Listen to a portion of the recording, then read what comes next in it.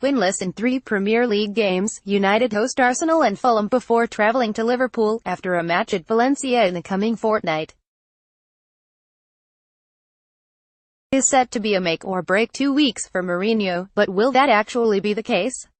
Jose Mourinho. Getty Images. United suffered back-to-back league defeats against Brighton and Tottenham early in the season, and lost at West Ham days after Derby knocked them out of the League Cup in September.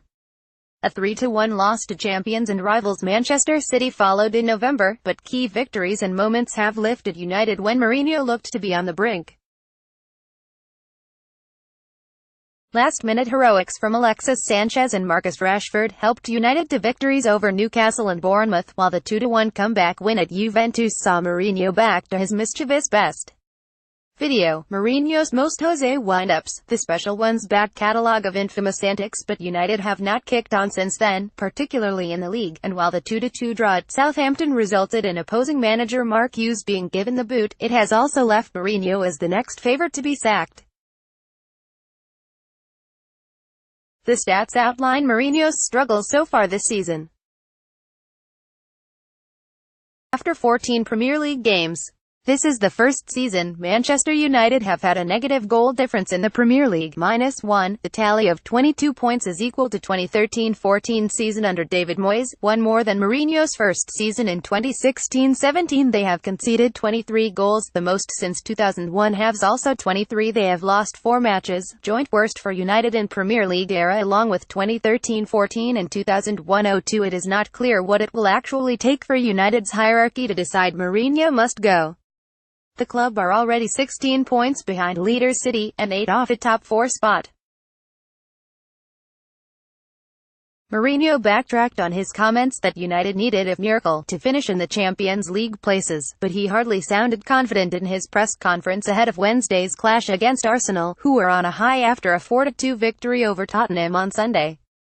"I can agree Manchester United should never be in 7th, in spite of the phenomenal investment Everton made and obviously the great improvement in their team from last season," said Mourinho.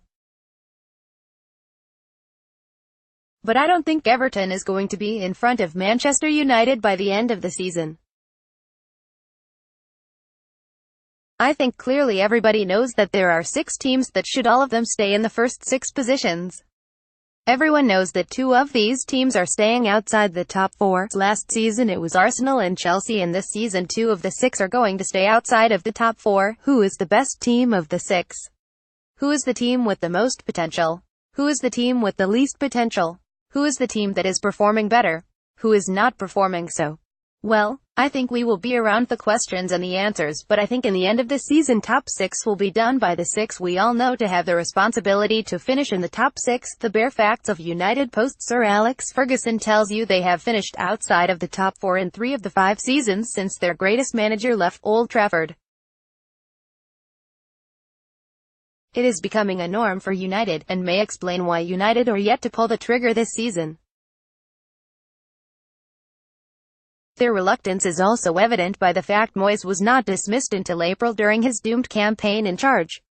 Whether United remain as patient if they lose to Arsenal and Liverpool remains to be seen, but 2 defeats would result in their worst ever start to a Premier League season after 17 games, regardless of what happens against Fulham. The ice is already thin, perhaps it will crack just in time for Christmas.